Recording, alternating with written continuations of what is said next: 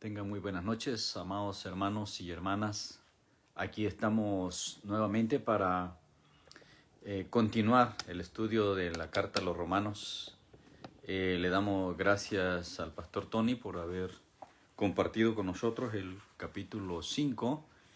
Y esta noche pues vamos al capítulo 6, ¿verdad? Y sin lugar a duda hemos podido recibir consejo, palabra, doctrina acerca de esta fascinante carta de parte del apóstol Pablo. En el capítulo 6 vamos a encontrar dos aspectos básicamente que tienen que ver con todo el capítulo. El primero es el entender que el pecado ya no reina sobre nosotros, o sea que estamos muertos al pecado, pero que vivimos para Cristo. O sea, el contexto de los primeros 15 versos redunda en que el pecado ya no gobierna. O sea, que ya estamos libres del pecado, que estamos muertos al pecado. Esa es la expresión más concreta que el apóstol Pablo utiliza. Muertos al pecado, pero vivos para con el Señor. Y entonces en los siguientes versos, hasta el del 16 al 22, vemos entonces que Pablo nos lleva a considerar que esta libertad que tenemos del pecado nos hace siervos de Dios. Entonces, en esos dos aspectos vamos a enfocar la clase de hoy del capítulo 6, y esperamos pues como siempre que sea de bendición, que sea de edificación para cada uno de ustedes. Gracias al Señor porque tenemos esta oportunidad, ¿no? El único deseo en mi corazón es que ustedes sean bendecidos, que sean edificados y que realmente absorbamos la doctrina bíblica, que absorbamos la doctrina que nos regala el apóstol Pablo a través de esta preciosa carta. Amén. Entonces vamos a ir al texto, capítulo 6, verso 1. Pablo empieza con una pregunta crucial. ¿Qué pues diremos? ¿Perseveraremos en el pecado para que la gracia abunde? O sea, es interesante cómo en esta carta Pablo lanza esta pregunta como dando lugar al que la lee, ¿no? Después de explicar cómo la gracia sobreabundó, cómo Dios derramó su gracia en Cristo Jesús cuando había abundancia de pecado, entonces la gracia sobreabundó. Ahora Pablo pregunta, ¿será entonces que vamos a pecar más para que entonces haya más gracia? Parece increíble, ¿no? Parece medio tonto, mas sin embargo, aunque usted no lo crea, hay personas que lo ven de esa manera, ¿no? El no comprender la gracia de Dios puede llevarnos a ese punto, ¿no? De que, bueno, si cuando hubo pecado abundó la gracia, entonces a más pecado, más gracia, entonces vamos a pecar deliberadamente para que derrame más gracia el Señor sobre nosotros. Hay un monje antiguo ruso, me parece, que cayó en ese sentido y tomó una vida inmoral, confiado en que Dios lo iba a cubrir con mayor gracia, ¿no? Pero realmente Pablo está lanzando esta pregunta, dando lugar a que los lectores, al leer esta carta, pudieran tener la respuesta. O sea, no tanto la pregunta, sino tener la respuesta. Entonces Pablo dice en el verso 2, en ninguna manera, porque los que hemos muerto al pecado, ¿cómo viviremos aún en él? Entonces, si nosotros estamos muertos al pecado, quiere decir que el pecado ya no existe para nosotros o nosotros ya no existimos para el pecado, como usted lo quiera poner. El punto es que el cristiano y el pecado no tienen que tener relación. Cualquiera, dice la Escritura, que se vuelve amigo del mundo, se constituye enemigo de Dios. De manera que el pecado ya no puede tener relación con nosotros si es que de verdad hemos rendido nuestra vida a Cristo. Entonces, el hecho de estar muerto al pecado, lo que Pablo está tratando de enfatizar es que nosotros como cristianos ya no vamos a vivir en pecado. ¿Okay? Entonces, el apóstol Juan dice que el que es hijo de Dios no puede practicar el pecado, porque la simiente de Dios, porque el Espíritu Santo de Dios está en él y por lo tanto no puede practicar el pecado. Ahora, como nosotros ya estamos muertos al pecado, entonces ya no vivimos en pecado. Y cuando pequemos o cuando pecamos, el mismo apóstol Juan en el capítulo 1 de su primera carta nos da la solución. Dice que debemos venir al Padre reconociendo nuestro pecado, confesando nuestro pecado, y Él, que es bueno y que es justo, nos perdona y nos limpia de toda nuestra maldad. Entonces Pablo responde, en ninguna manera, porque nosotros ya estamos muertos al pecado, y ¿cómo es entonces que vamos a seguir practicando el pecado si ya estamos muertos al pecado? Entonces vamos a ver que el resto de los versos, hablando acerca de que estamos muertos en el pecado, pero que estamos vivos para Dios, Pablo lo relaciona directamente con el sacrificio que hizo Jesús. Y de hecho, vamos a ver cómo también en estos versos Pablo nos habla un poco acerca de lo que es el bautismo en agua. O sea, el hecho de que nosotros los cristianos nos bautizamos en el agua como nos manda el Señor, o sea, como está escrito, como el Señor mismo dio testimonio haciéndolo Él, ¿verdad? Para darnos ejemplo a nosotros. Entonces vemos en el verso 3, ¿acaso ustedes no saben que todos los que hemos sido bautizados en Cristo Jesús hemos sido bautizados en su muerte? Okay, Jesús murió y al tercer día resucitó. Entonces, si yo estoy muerto con Cristo, el hecho de que estoy vivo, físicamente hablando, me hace a mí estar muerto al pecado. O sea, mi muerte, a la semejanza de la muerte de Jesús, es en relación al pecado. Entonces, yo estoy muerto para el pecado. ¿Okay? Entonces dice que de la misma manera como Jesús, ¿verdad? Dice porque somos sepultados juntamente con Él, estoy leyendo en el verso 4, porque somos sepultados juntamente con Cristo para muerte por medio del bautismo. O sea, entonces el bautismo es símbolo de muerte al pecado. O sea, hay gente que todavía piensa que cuando se bautiza, los pecados quedan allí en el agua. No, los pecados ya nos fueron perdonados cuando nosotros reconocimos a Jesús como el Señor y Salvador de nuestras almas. Entonces nuestros pecados fueron quitados, fuimos limpios, fuimos, como hemos venido hablando, justificados, ¿no? Por medio de la fe en Jesús. Entonces, cuando yo me bautizo, yo simplemente estoy dando testimonio de que estoy muerto al pecado. Y por eso es que el bautismo debe ser por inmersión y no por aspersión. Porque cuando yo me sumerjo en el agua, estoy representando la sepultura, la tumba. Ahora, espiritualmente estoy muerto al pecado porque físicamente sigo viviendo. Entonces, Pablo lo que dice es que cuando nosotros nos bautizamos, estamos dando testimonio de que estamos muertos con Cristo en relación al pecado.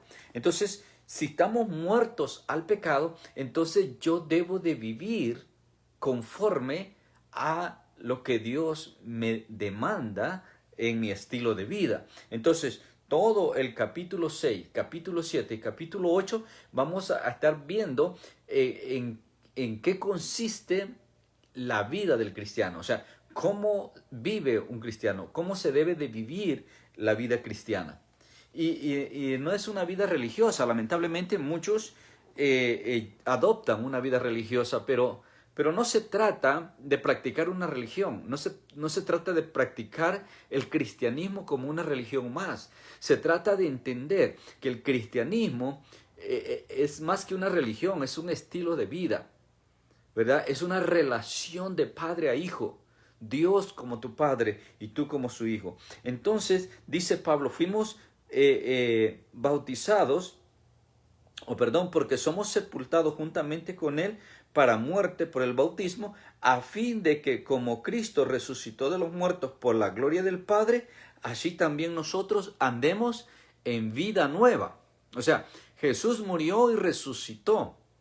Ahora tú estás muerto al pecado y ahora debes de tener una nueva vida.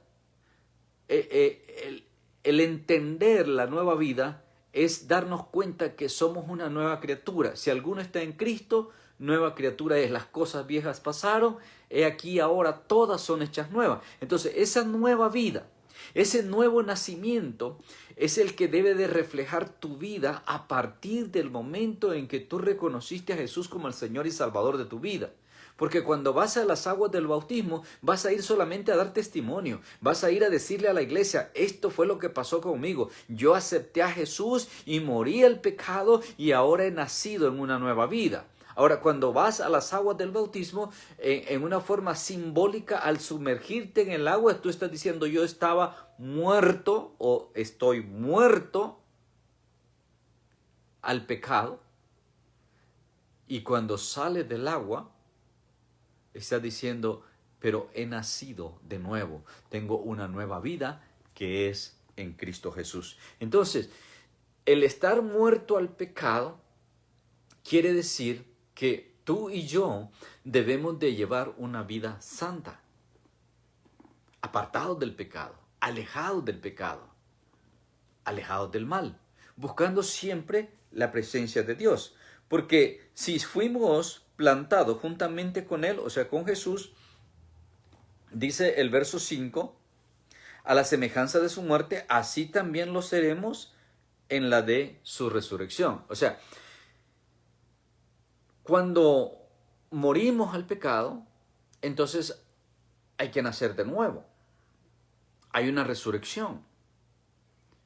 Ahora, sabemos de que hay un día cuando tenga lugar la resurrección de los muertos, pero eso será para recibir el cuerpo espiritual, el cuerpo glorioso que Dios nos va a dar después de la resurrección. Pero mientras ese día glorioso llega, nosotros estamos llamados a vivir en santidad. Estamos llamados a vivir lejos del pecado. Entonces, Pablo lo que está tratando de dar a entender es que nosotros nos consideremos muertos al pecado. O sea, cuando alguien muere, no existe más. O sea, ya no se cuenta más. Entonces, si tú estás muerto al pecado, entonces ya no tienes nada que ver, absolutamente nada que ver con el pecado. Ahora usted dirá, bueno, pero ¿por qué entonces hay gente en las iglesias que sigue practicando el pecado?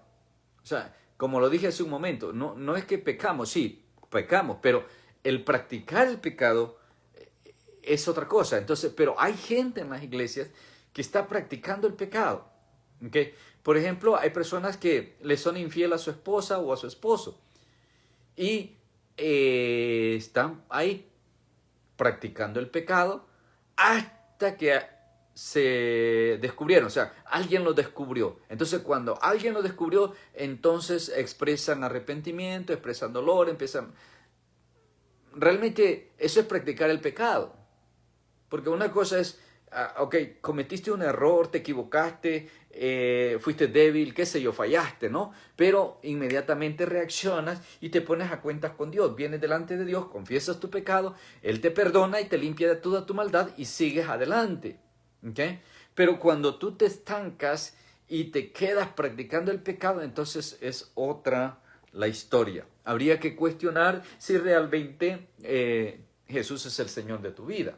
Habría que ponerlo en tela de juicio, ¿no? Pero en este momento pues no estamos para eso, sino estamos para profundizar en el hecho de que Pablo nos está diciendo que el pecado no tiene nada que ver con nosotros, que somos hijos de Dios.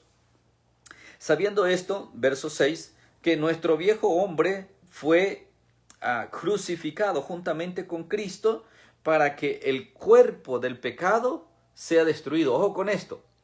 Pablo dice, nosotros fuimos crucificados juntamente con Cristo, o sea, en la carne, en sentido espiritual, nuestra carne, nuestros deseos, nuestras pasiones, eso fue crucificado. Entonces, si ya fue crucificado, ya murió. No tienes por qué seguir con eso, o sea, debes de soltarlo. ¿Okay? Entonces dice que nuestro viejo hombre fue crucificado juntamente con Cristo para que el cuerpo del pecado sea destruido a fin de que no sirvamos más al pecado. Ahora, yo te pregunto a ti, que estás en este momento, sé que estás viendo, estás tomando en cuenta la enseñanza del apóstol Pablo. Gloria a Dios por tu vida, Dios te bendiga. Pero, ¿cómo estás con relación al pecado? ¿Cómo es tu vida a diario? ¿Qué tan lejos estás del pecado?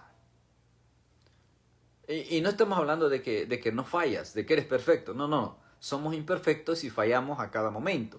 Estamos hablando de vivir en el pecado, de practicar el pecado. ¿Okay? Entonces, si tú sigues practicando el pecado, entonces estás ajeno a esto. Entonces tú estás viviendo una religión y no tienes una relación personal con Dios a través de su Hijo Jesús. Eso es lo que Pablo está tratando de enfocar.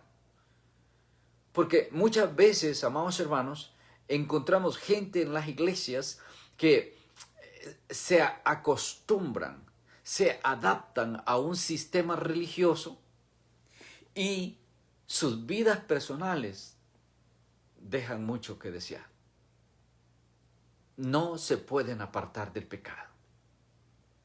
No pueden renunciar al pecado. No pueden renunciar a sus deseos, no pueden renunciar a sus pasiones. Y entonces siguen siendo esclavos del pecado. Y si siguen siendo esclavos del pecado, entonces Cristo Jesús no es el Señor de sus vidas. Porque cuando Jesús viene a nuestra vida, Él rompe el yugo del pecado, Él rompe la cadena del pecado, Él quita el pecado de nosotros y nos hace libres. ¿Okay? Entonces, esto debe de resonar en tu mente y en tu corazón si es que todavía eres esclavo del pecado. Porque el pecado tuyo debe de ser crucificado con Jesús. Y cuando es crucificado, ese viejo hombre, ese viejo ser pecaminoso que gobernaba tu mente y tu corazón y toda tu vida, debe de ser colgado en el madero junto con Cristo para que el pecado muera en ti. O al revés, como dice Pablo, tú mueras al pecado. Entonces, como estamos muertos al pecado, el pecado entonces ya no tiene nada que ver con nosotros. Ahora, quiere decir que cuando tú peques, inmediatamente el Espíritu de Dios va a redarguir tu corazón y no te va a dejar en paz hasta que vengas y pidas perdón y te pongas a cuentas con Dios y también con la persona a quien le hayas fallado. ¿Okay? Entonces, vemos en el verso 7, porque el que ha muerto ha sido justificado del pecado. Y si morimos con Cristo, creemos que también viviremos con Él, sabiendo que Cristo, habiendo resucitado de los muertos, ya no muere. La muerte no se enseñorea más de Él. Entonces, hay una semejanza, hay una similitud entre el cristiano y Cristo. El sacrificio que Cristo hizo en la cruz equivale al sacrificio que tú debes hacer al renunciar a tus deseos, a renunciar al placer, al renunciar a aquellas cosas que sabe que no son de agrado ante los ojos de Dios. O sea, debemos voluntariamente renunciar. Es como de la misma manera que Jesús voluntariamente, por amor al Padre y por amor a nosotros, Él fue y dio su vida en la cruz. Ahora tú que dices que amas a Dios, ahora tú que dices que has reconocido a Jesús como el Señor de tu vida, bueno, entonces Jesús te pide que renuncies y que crucifiques todos tus deseos carnales, que crucifiques todas tus pasiones, que crucifiques todos esos deseos y entonces vas a poder vivir una vida santa conforme al propósito que Dios tiene para tu vida. ¿Ok? Ahora, sabiendo que Cristo resucitó, la muerte ya no tiene nada que ver con Él. O sea, Él ya no puede morir. Exactamente lo mismo dice Pablo en cuanto al pecado. Si tú has muerto al pecado, entonces el pecado ya no tiene nada que ver contigo. Ya no puede gobernar tu vida, ya no puede reinar en ti. Porque así como Jesús murió y resucitó, tú también debes morir al pecado para andar en una nueva vida. Y esta nueva vida es la vida que agrada a Dios. En realidad es la vida eterna. Muchos piensan que para entrar a la vida eterna o para empezar a disfrutar la vida eterna hay que morir físicamente. Pero la verdad es que no, tú puedes empezar a disfrutar la vida eterna desde el momento en que aceptas a Cristo. Desde ese preciso momento recibimos la vida eterna, recibimos un sello de garantía que la vida eterna ha sido dada a nosotros como un don de Dios y por lo tanto podemos empezar a disfrutarla aun cuando todavía vivimos físicamente. Porque, como dice el apóstol Pablo, hay muchos en este mundo que están vivos físicamente, pero espiritualmente están muertos. Y así éramos nosotros. Así estábamos nosotros antes de conocer a Cristo. Estábamos muertos en nuestros delitos y pecados. Y de allí nos rescató el Señor. De allí nos sacó Dios. Ahí nos alcanzó la gracia divina de Dios. Y ahora somos salvos. Ahora somos hijos de Dios. Por gracia, por misericordia de Él. ¿Ok? Entonces vamos al verso 11. Dice, así también ustedes considérense muertos al pecado, pero vivos para Dios en Cristo Jesús, Señor nuestro. Y aquí es donde está la clave. Yo creo que este verso 11 resume los 14 versos de los que estamos hablando acerca de estar muertos al pecado, pero vivos para Dios. Entonces, si vives para Dios, no debes de tener ninguna relación con el pecado. Según la Escritura, Dios es santo, santo, santo, o sea, 3 veces santo. La plenitud de la santidad está en Él. Entonces, cuando tú naces de nuevo, cuando tú te conviertes en una nueva criatura, en un hijo de Dios, entonces debes de vivir en santidad. Ahora, lo que Pablo está explicando es que esta decisión la tomamos nosotros, o sea, cada uno es libre de decidir si recibe a Cristo o no lo recibe, si se entrega a Cristo o no. Es una decisión de carácter personal, pero cuando tú lo decides, entonces dice la Escritura que pasas a ser hijo de Dios. Y cuando pasas a ser hijo de Dios, entonces naces de nuevo, eres esa nueva criatura que ya no tiene ninguna relación con el pecado, que está libre del pecado. Ahora, muchas veces somos nosotros los que seguimos arrastrando el pecado.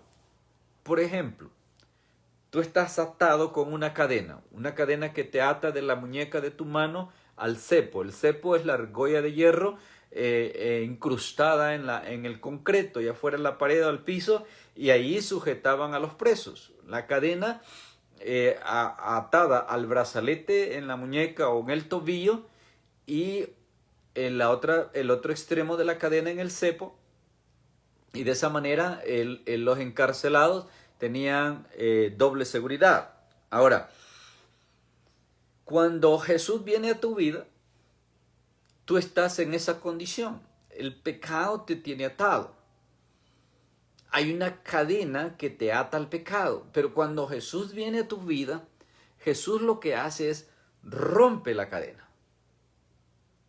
Ahora, pero es obvio que al romperse la cadena, un extremo queda en el cepo y el otro extremo va a quedar en tu cuerpo. Y el problema que mucho cristiano tiene es que cuando la cadena se rompió, quedó libre, pero sigue arrastrando el pedazo de cadena. Y como sigues arrastrando el pedazo de cadena, porque ese ya no te lo va a quitar el Señor, ese tienes que quitártelo tú. Esa es la decisión tuya de renunciar, la decisión tuya de decir no más, la decisión tuya de apartarte del pecado, de los amigos que te llevan al vicio, de los compañeros corruptos que te arrastran a la perdición. Es decisión tuya. Entonces cuando tú decides renunciar a todo eso, cuando tú decides apartarte de todo eso, cuando tú decides alejarte de ese ambiente pecaminoso, entonces estás soltando la otra parte de la cadena y vas a ser completamente libre y se va a cumplir lo que dice Juan 8:32, que dice que el día que conocieres la verdad, esa verdad te iba a hacer libre. O sea, el día que te entregares a Jesús, ibas a ser libre. Y más adelante en el 36 dice que el que el Hijo libertare, este es verdaderamente libre. Entonces, esa libertad la tenemos en Cristo. Esa es la libertad que hemos recibido en Cristo Jesús. Somos libres por gracia. Pero esa cadena se rompió. Ahora, si tú sigues arrastrando ese pedazo de cadena, por eso es que estás como estás. Por eso es que no puedes crecer espiritualmente, porque especialmente si es largo el pedazo de cadena y si es pesado, no te deja crecer espiritualmente, no te deja avanzar. Pero tú tienes que decidir crucificar al viejo hombre. O sea, tienes que renunciar a todas las mañas, a todos los malos hábitos, a todas las malas costumbres, a todos los vicios. Es tu decisión renunciar a ellos. Y si en alguno de los casos tu humanidad no te deja, o sea, eres incapaz por tu debilidad humana, entonces clama al Señor. Y el Señor te va a ayudar. Porque cuando tú no puedes, el Señor todavía puede. Cuando a ti te faltan fuerzas, el Señor promete multiplicarlas. Cuando te falta sabiduría, el Señor promete darla. Pero la clave es la disposición de tu corazón. O sea, tienes que disponer tu corazón. Por ejemplo, cuando tú cometes una falta, cometes un error, ¿ok? O sea, ya no hay vuelta atrás, ya lo cometiste, ya la falta está dada. Las personas que fueron perjudicadas ya están perjudicadas, ya no hay vuelta atrás. Pero hay algo que tú puedes hacer, o mejor dicho, que tú debes hacer, es, en primer lugar, ir a las personas perjudicadas y pedir perdón. Y segundo, es restituir el daño que se hizo. O sea, tú eres el culpable, perdón, fue responsabilidad tuya. Entonces ve y procura restaurar o restituir el daño que se hizo. De esa manera, estás actuando responsablemente y de una manera agradable ante los ojos de Dios, porque de equivocarnos, todos nos vamos a equivocar, de cometer errores, todos vamos a cometer errores, pero la cosa es cómo resolvemos, cómo actuamos ante esa situación. Y esto es lo que tenemos que aprender para que podamos crecer espiritualmente. O sea, ser responsable y reconocer que fallamos y no conformarte con un simple perdón o disculpa. No, hay que dar frutos de arrepentimiento, como decía Juan el Bautista, ¿no? O sea, que no solamente nos escondamos detrás de una práctica religiosa, que no solamente nos cubramos con la Biblia enfrente o con el estar en el templo, no. que seamos responsables como verdaderos hijos de Dios y tomemos la responsabilidad de nuestros errores, de nuestras faltas, que reconozcamos cuando fallamos, cuando nos equivocamos, que seamos honestos con nosotros mismos, sinceros con Dios y podamos ir a las personas ofendidas, pedir perdón, pero también ofrecer una restitución por los daños causados. Eso va a permitir que mi comunión con Dios prevalezca y entonces yo voy a ver o voy a dar testimonio o voy a hacer una evidencia de que el pecado ya no tiene nada que ver conmigo porque Cristo Jesús me libertó. Verso 12. No reine pues el pecado en vosotros, no reine pues el pecado en vuestro cuerpo mortal, de modo que le obedezcáis en sus concupiscencias. O sea, que no reine el pecado en tu mente, de modo que tú obedezcas a tus deseos. ¿Okay? Es normal que tú como hombre de repente tengas el deseo de una mujer que no es tu esposa. O sea, es normal. Ahora, como cristiano, tú tienes que aprender a renunciar. O sea, si bien es cierto, no es normal, o mejor dicho, es normal que tú sientas ese deseo, Dios te manda a renunciar a ese deseo porque si tú alimentas ese deseo, vas a cometer pecado. Y el pecado ya no tiene nada que ver contigo. Entonces, ¿cuántas mujeres bonitas hay? Son miles de mujeres bonitas, muy bonitas, atractivas. Pero tú tienes tu esposa. Entonces te debes a tu esposa. Pero por encima de deberte a tu esposa, se trata de tu relación con Dios. Y si no, mira el caso de José. José ni siquiera tenía esposa, José era soltero. Pero cuando él se ve en la situación de poder acostarse con aquella mujer bonita, atractiva, importante, ¿por qué José salió huyendo? ¿Por qué José se corrió? Si él era soltero, él bien podía. Pero José era temeroso de Dios. Y José sabía que si se acostaba con ella, se iba a convertir en un hombre fornicario. Y los fornicarios no tienen entrada al reino de los cielos. O sea, los fornicarios no son aprobados por Dios. O sea, Dios condena la fornicación. Por un lado, por el otro lado, él debía respetar a su amo. Por respeto a su amo, a su patrón, él tampoco debía hacerlo. Pero por encima de todo esto, para no desagradar a Dios, para no fallarle a Dios, él prefirió salir medio desnudo, corriendo, antes que tener un momento de placer que le iba a costar no solamente la vida física, pero la vida espiritual. Ahora, ¿cuántas veces tú te dejas llevar por un deseo? ¿Cuántas veces viene a tu mente una idea y la maquinas y la abrazas, la llevas al corazón y por último a la acción?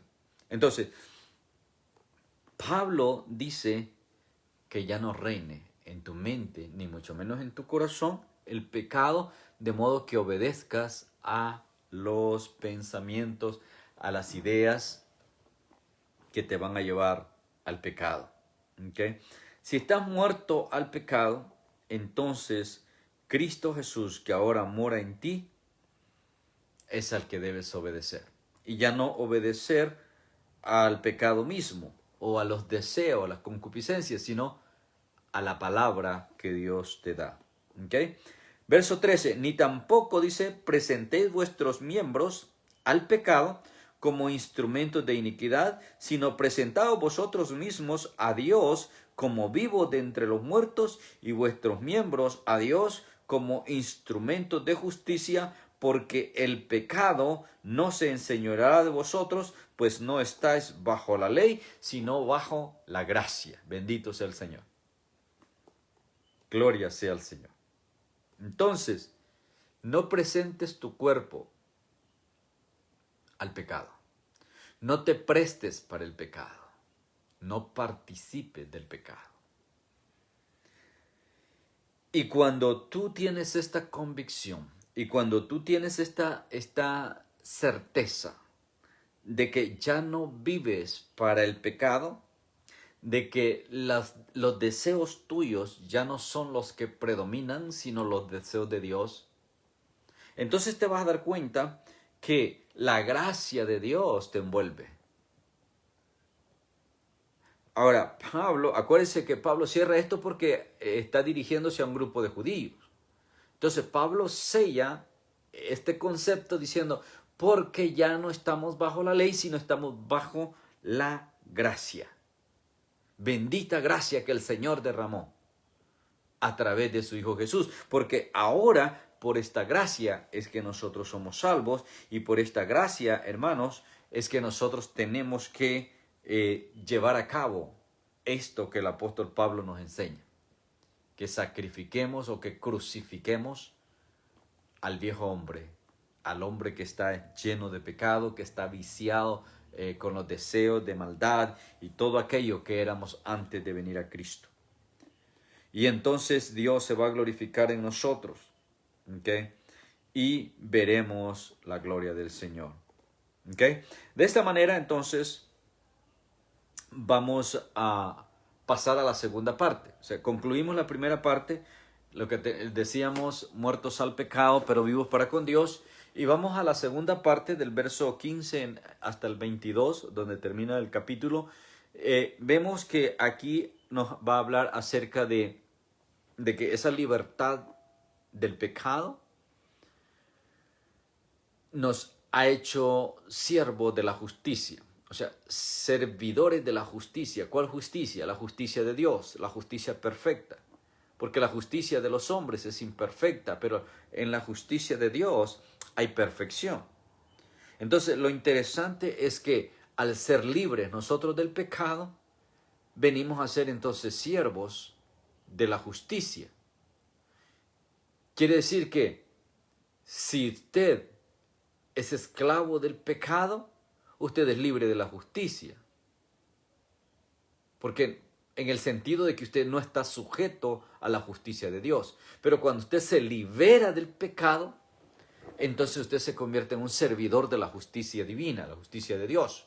Ahora usted se va a sujetar a la justicia, se va a sujetar a la verdad, usted se va a sujetar a la palabra de Dios y va a empezar a vivir como Dios le manda a usted que viva. ¿Qué pues? Verso 15. ¿Pecaremos porque no estamos bajo la ley, sino bajo la gracia? Ahora, de la misma manera que inició la porción anterior en el verso 1, en el verso 1 leíamos, ¿qué pues diremos? ¿Perseveraremos en el pecado para que la gracia abunde? Pablo cerró esto en el verso 14 diciendo, perdón, porque ya no estamos bajo la ley, sino estamos bajo la gracia. Pero ahora, al hablar de que somos siervos de la justicia de Dios, entonces dice una pregunta nuevamente, otra vez, asumiendo o dando lugar al lector para que pueda hacer esta pregunta, o por si acaso el que está leyendo se le ocurre esta pregunta. Después de escuchar, de leer que ya no estamos bajo la ley, sino estamos bajo la gracia, entonces alguno podría decir, ¿pecaremos más entonces porque no estamos bajo la ley, sino bajo la gracia? Pablo da la misma respuesta, en ninguna manera. O sea, no es así la cosa. ¿Okay? Entonces, Pablo, en una forma magistral, lanza la pregunta con su debida respuesta para que no haya lugar a dudas, para que no hayan malos entendidos, para que no hayan problemas de interpretación. Porque lamentablemente, hoy día hay muchos que tratan de interpretar la palabra de Dios. Y no se trata de interpretarla, se trata de vivirla, porque la palabra se interpreta ella misma. A sí misma se interpreta, por lo tanto, nosotros no debemos preocuparnos por la interpretación, sino por la aplicación en nuestro vivir diario. Debemos de esforzarnos en ser hacedores de la palabra, como dice Santiago, y no solamente oidores olvidadizos. Entonces dice Pablo, en ninguna manera. ¿Okay? ¿Por qué? Porque nosotros, ahora que estamos bajo la gracia, estamos cubiertos. Vamos a usar la palabra manto, ¿ok? Por un manto divino. Entonces, como estamos cubiertos con el manto de Dios, con ese manto divino, entonces el pecado no tiene acceso a nosotros o nosotros no tenemos acceso al pecado. Entonces quiere decir que cuando tú practicas el pecado es porque desechas o te sales de esa cobertura, te sales de ese manto divino y vas nuevamente al pecado. Así como el perro vuelve al vómito, como la puerca lavada vuelve al charco. Así hay muchas personas en las iglesias que saben que si se meten con una persona a tener relaciones maritales sin estar casados, saben que están fornicando, pero no pueden decir que no porque les gusta, porque les place, por lo que sea. Y están confiados en que estamos bajo la gracia y la gracia de Dios me va a alcanzar. Hay que tener cuidado con esto. ¿Okay? Tienes tu esposo, pero te metes con otro hombre. Eso se llama adulterio. Y estás en adulterio, pero estás pensando en que la gracia del Señor es tan grande que Él no me va a condenar porque Él conoce mi debilidad. Él sabe que yo no quería, pero lo estás haciendo. Entonces, ten mucho cuidado. No sea que te encuentres pisoteando la sangre de Cristo y creyendo que eres salvo, creyendo que eres hijo de Dios, te encuentres al final en que siempre no. Porque si eso está pasando en tu vida es cuestionable. O sea, yo no te estoy diciendo que soy yo el que te juzgo, ni mucho menos quien te condena.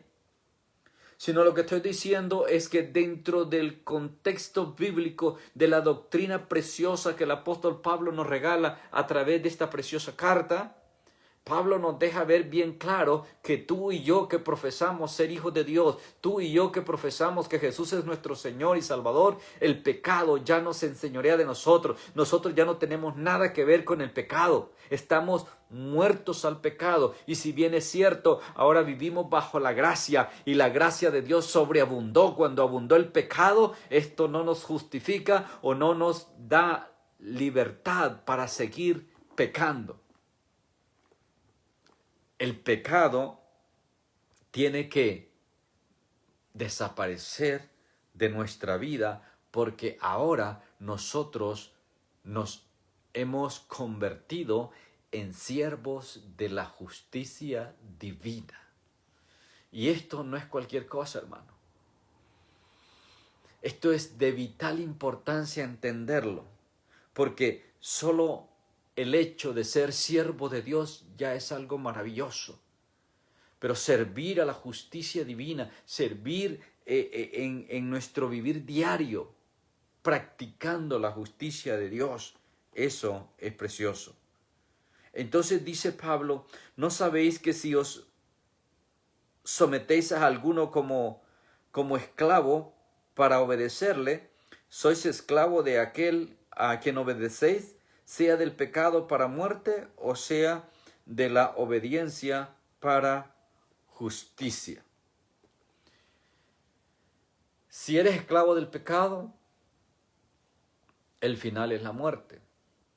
Si eres esclavo de Cristo, el final es la vida eterna. Así de simple.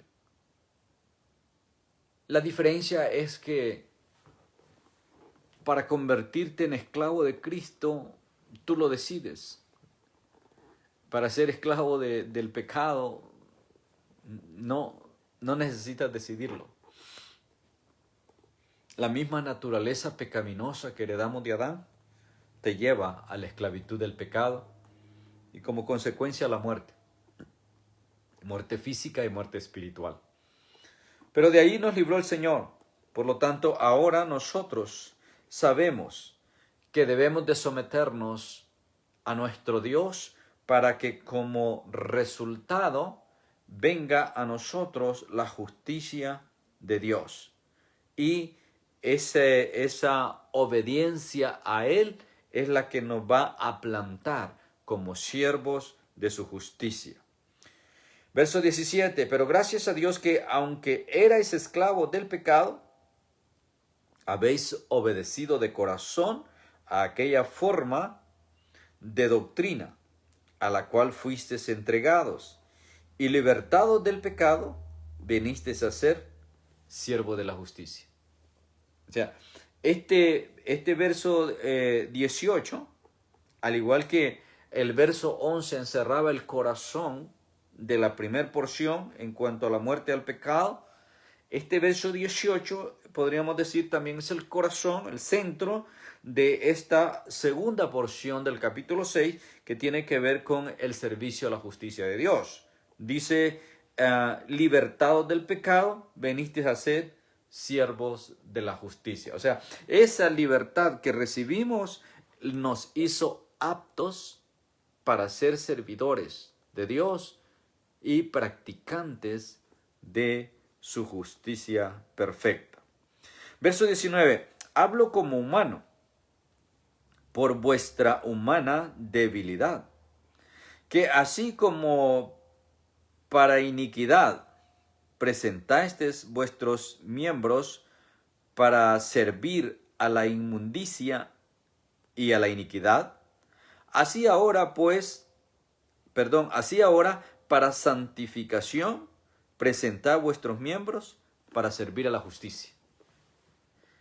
De la mismita manera como entregaste tu cuerpo, tu vida y todo tu ser para el desorden y la vida pecaminosa que tú llevabas antes, de esa misma manera, ahora, dice Pablo, usa eso mismo, o sea, no solo tu cuerpo, pero todo tu ser y ponlo al servicio de tu Señor, de tu Salvador. Ahora, muchas veces pensamos, bueno, para servirle a Dios yo necesito tanta escuela, yo necesito tanta experiencia, necesito aprender esto, aprender lo otro.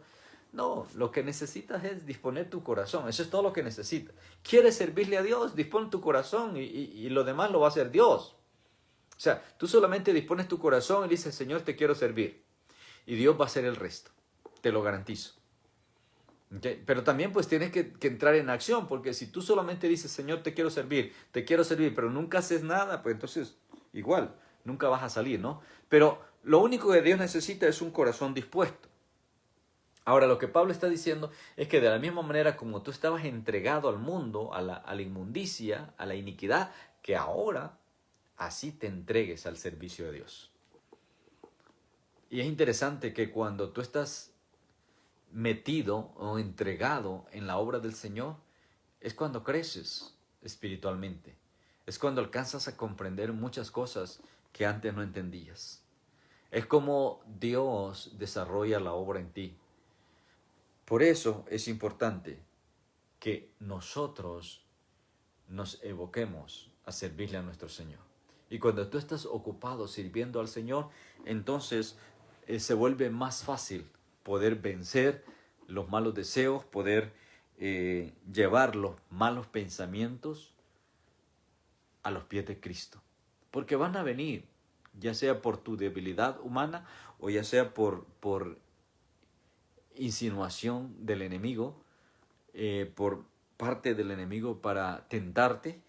Cualquiera sea el caso, lo importante es que tú estés bien cimentado y puedas resistir a ello, puedas vencer esa prueba, esa tentación, esos deseos, y entonces honrar a tu Dios. Sírvele al Señor, ocúpate de su obra. Mira que hay mucho que hacer en la obra del Señor. Hay mucho trabajo, hay mucho trabajo de evangelismo, mucho trabajo de discipulado, de llevar el mensaje, de ir a las misiones, de predicar la palabra. Hay mucho trabajo en mantenimiento del templo, aún en la misma limpieza. Algo se puede hacer, pero necesitas disponer tu corazón y reconocer que eres siervo del Altísimo, que eres siervo de la justicia de Dios. Pablo dice, yo les hablo como un ser humano, considerando la debilidad humana de cada uno de ustedes, para que sepan que de la misma manera como vivieron para el pecado, ahora deben de vivir para Dios. Antes eras esclavo del pecado, ahora eres esclavo del Señor. Antes vivías para el pecado, ahora vives para el Señor. Ahora, de la manera que vivías para el pecado es opuesta a la manera que se vive para el Señor. Porque cuando eres esclavo del pecado, eras libres acerca de la justicia. Pero ¿qué fruto tenías de aquellas cosas de las cuales ahora os avergonzáis? Ojo con esto. Repito, verso 20. Cuando eras esclavo del pecado, eras libre de la justicia. Pero dice, ¿qué fruto tenías de aquellas cosas de las cuales ahora os avergonzáis? Porque el fin de ellas es muerte. O sea, mira hacia atrás. ¿Quién eras antes de venir a Cristo? Todo en lo que andabas metido.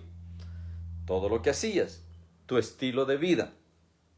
Dice, te llevaba a la muerte, a la perdición. Pero ahora, dice el verso 22, habéis sido libertados del pecado y hechos siervo de Dios. Y tenéis por vuestro fruto la santificación y como fin la vida eterna. Entonces, la diferencia es que cuando vivimos en el mundo, cuando vivimos para nuestros deseos, nuestras pasiones, nuestros deleites, entonces el final es la muerte.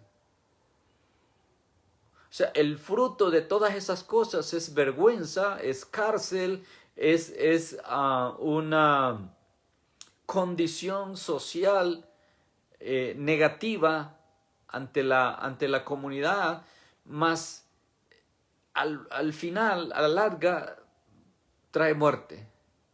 Pero de ahí nos libertó Cristo y ahora que estamos bajo la gracia, ahora somos esclavos de Cristo y como esclavos de Cristo, el fruto que tenemos es la santidad y al final la vida eterna. Bendito sea el Señor. Y entonces dice el verso 23 que la paga del pecado es la muerte, pero la dádiva de Dios es vida eterna en Cristo Jesús. Se recuerda en el capítulo 3, verso 23.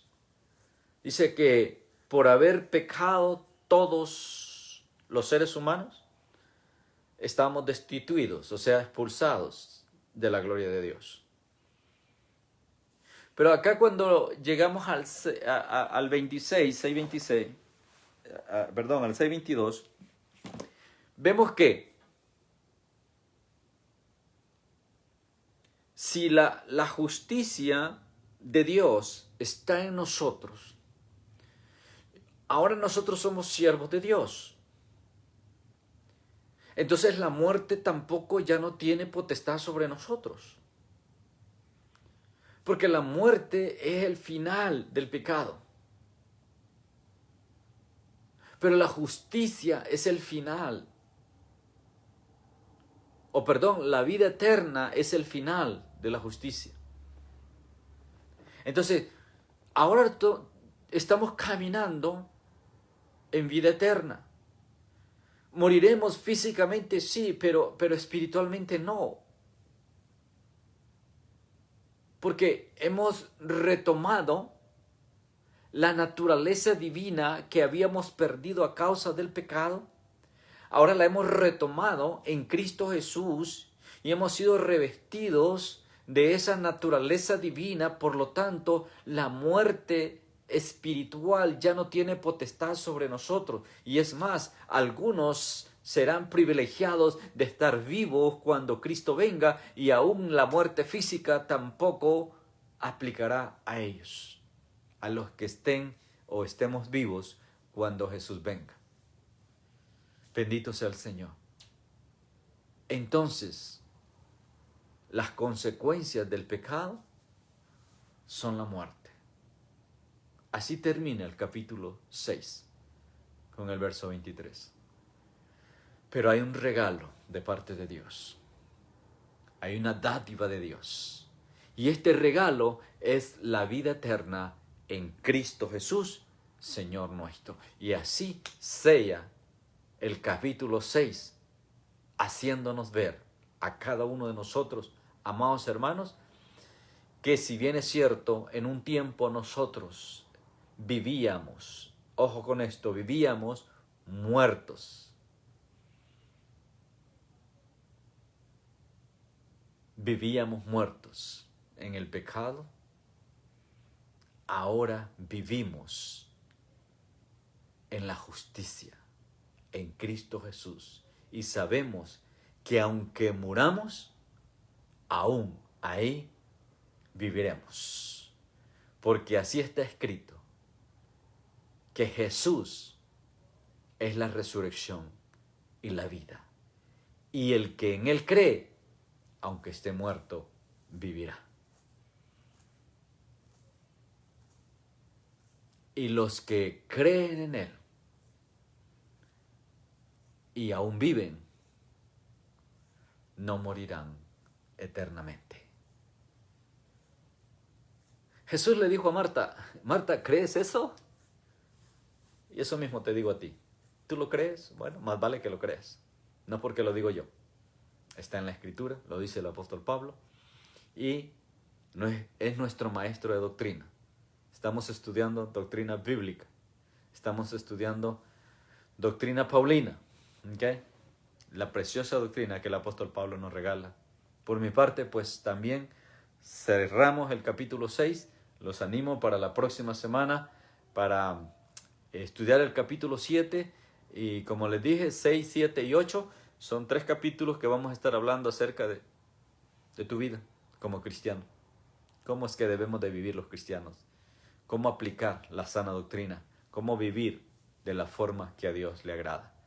Dentro de su voluntad, ocupados de su obra, sirviéndole a Él, que es nuestro Señor y nuestro Salvador.